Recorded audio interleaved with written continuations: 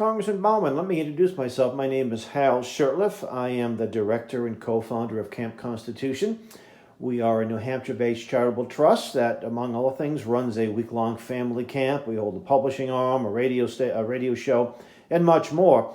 I recently watched a video of yours where you are sending Governor Ron Desantis of Florida some books. And the books you were sending concern white fragility and critical race theory and things of that nature. Being a member of the Progressive Democrats of America, I can understand that's the kind of things you promote. You also mentioned that DeSantis is trying to take away your history. Well, he can't do that. I know that in order to be a good progressive, you have to promote the concept of white racism and black victimhood.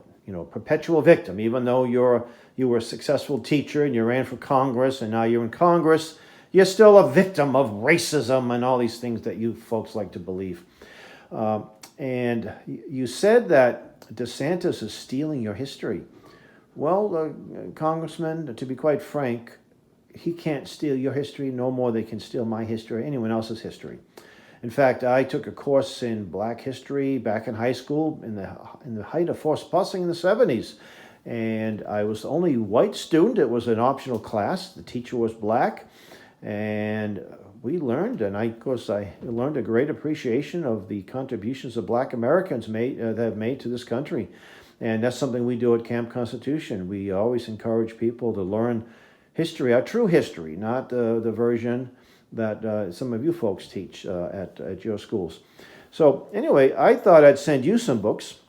One of them, I think, is probably the most important one, is called Blumenfeld's Alpha Phonics, a primer for beginning readers. Although anyone can use this book, anyone who has been a victim of the look-say method of reading can use this book. You see, your fellow progressives several generations ago pretty much took over the government schools and got rid of the intensive phonics, where you had very good readers, very efficient readers.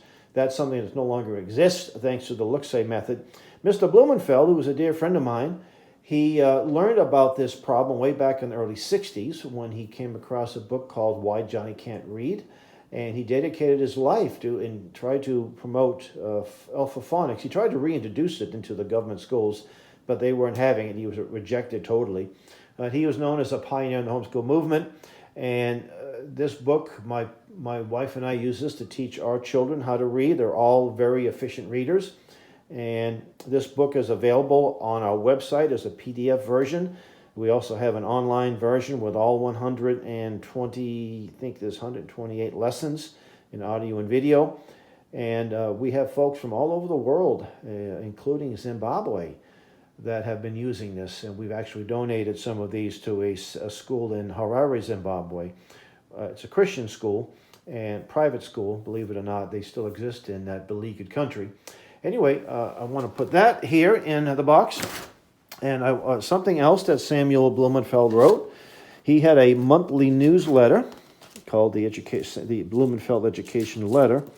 And he wrote a very important newsletter way back, I think it was, let me get the date, I think it was 1980. So here it was. It was June of 1987. And you can find this as a free download on our website. You go to campconstitution.net. And if you go to the Blumenfeld Archives, and you'll see the Blumenfeld educational letters. Anyway, Sam did a lot of research into the IQ tests that were introduced way back in the late 1800s, and he looked at their racist roots. And because the major purpose of these at the time was to try to prove that certain races of people, blacks, Hispanics, American Indians, etc., were inferior, and to promote segregation. By the way, most of these folks were Democrats as well as progressives, which is something you belong to. You're a Democrat, you're a progressive, so-called progressive. So, and Sam concluded that because of the dumbing down of the American people, especially in the inner cities, many blacks, especially black men, cannot read, are not functionally illiterate, and therefore can't get good jobs. Nothing to do with racism, having to do with very, very, well, Yes, maybe I could say it has something to do with racism, but the racism that's in your camp, the so-called progressive. So I'm going to put that in the box. Hopefully you take advantage of it and read it. Then there's another book called Color, Communism, and Common Sense. This book was originally published back in 1958, written by the late Manning Johnson. Manning Johnson was a black man, grew up, I think he was from New York, not certain, I'll have to double check on that. And he was raised in a Christian church, but felt a little disillusioned. So there was a lot of hypocrisy in the Christian church. Unfortunately, that happens no matter what. Part of our sin nature, I have to say. But he befriended a black clergyman who happened to be a communist. Yes, there are a lot of members of the clergy who are communists. They're really phony members of the clergy. And this particular black clergyman said the only white people that care about the black man or the blacks in America are the communists. He joined the Communist Party and was trained in Moscow. In Moscow, he realized that the white communists really weren't the friend of the black man or the black race. They were just using them to promote racism and promote hatred and basically a race war in the United States. He came back, he exposed the communists. He spent most of his adult life. He died shortly after the book was published in a tragic car accident. And Reverend Stevie Kraft, who's our camp chaplain, happened to see an early version of this in my library. And he read it. It's not that, only about 80 pages. There's a picture of the late Manning Johnson. And here's Reverend Stevie Kraft, who's our camp chaplain. And I understand he's going to do a similar video that I'm doing and send you some books. There's Rev. And in this book, we reprinted it back in 2015, where it didn't get too many, not much interest at that time.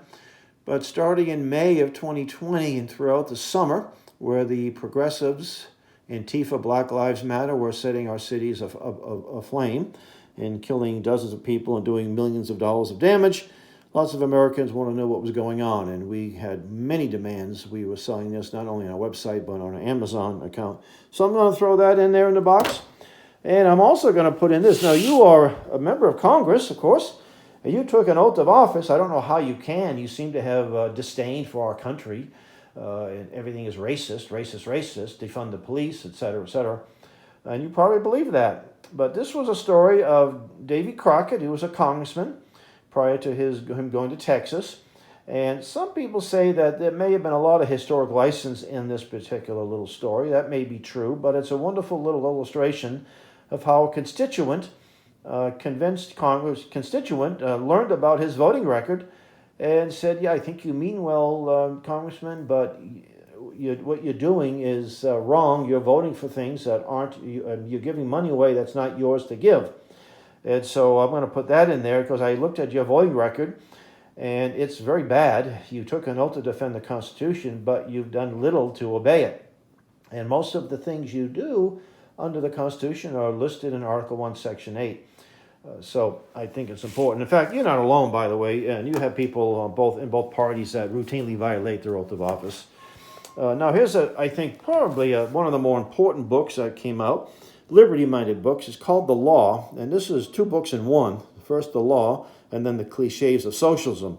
The Law was originally published or written in 1850, and it was an answer to the Communist Manifesto, written by Karl Marx. By the way, Karl Marx, not only was he an anti-Semite, although from a Jewish background, he was also a racist. He wrote a book called A World Without Jews, and he looked at people he didn't like. He used to refer to people he didn't like as Jews with Negro blood. So that's the man you kind of love, and he was also a white European, so anything coming out of Europe that was white has to be bad in your eyes. So you should reject Karl Marx, but unfortunately you haven't. And this Cliches of Socialism, I think, originally came out in the 1950s, written by the Foundation for Economic Education, which is just a little note of New York City on Irving on Hudson, or Hudson on Irving, I forget how it goes. And unfortunately, you've fallen for every single cliche in here, and maybe a book like this can help you realize the error of your ways. Not likely, but I'm hoping it will. Also, I'm going to toss in this little booklet called Patriots Handbook of American Liberty. This is published by Liberty Counsel. These are the legal team that defended us in our 9/0 Supreme Court victory, U.S. Supreme Court. And I'm going to put that in the box. I'm also going to send you a copy of the U.S. Constitution. This is the pocket copy that's published by the National Center for Constitutional Studies in Idaho. And by looking at your voting record, it looks like you don't really understand this Constitution.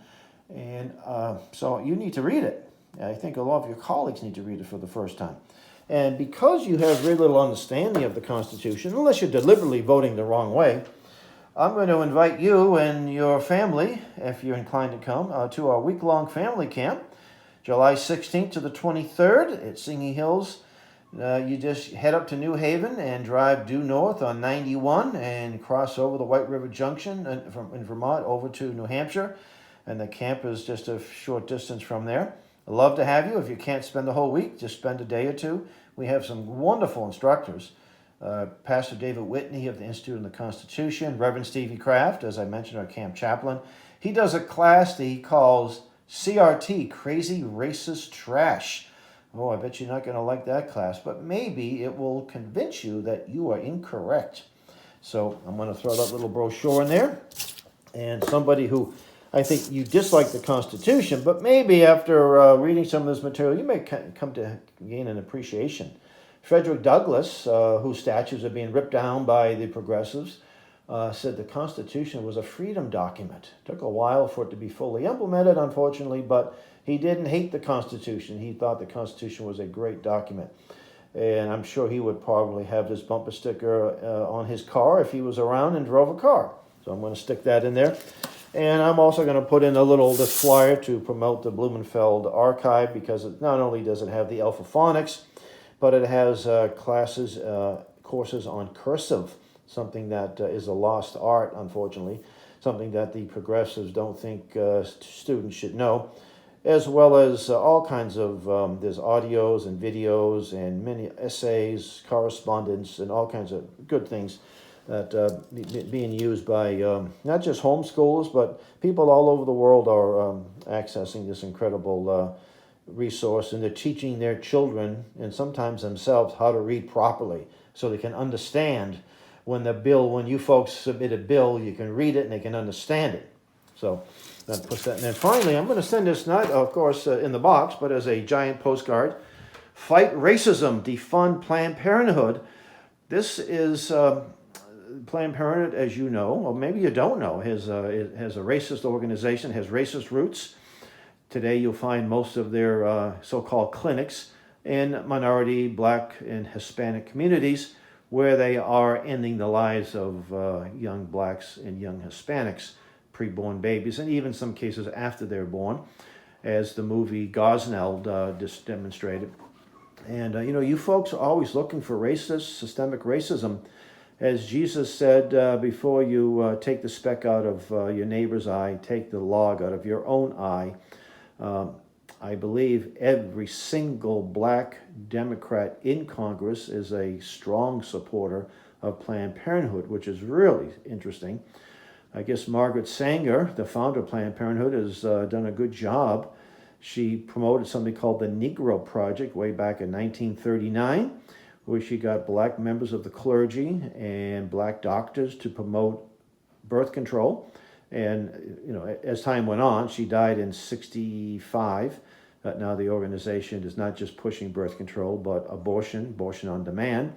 In many cases, abortion, even if the mother isn't terribly interested in that, because she's being pressured by her husband or maybe her father or boyfriend. So I'm going to put that in there. And I want to thank you. And again, I think we have one thing in common. We both love to read, and I'll be happy to accept any of those books you want to send me. I think it's important that people on the liberty side of the spectrum understand the other side. So I have a collection of books written by the far left. I've read most of Malcolm X's books and many of the Bobby Seale and many of the Black Panthers. I have copies of the Communist Manifesto, and we actually teach a class on that at our annual family camp so people can understand how evil it is.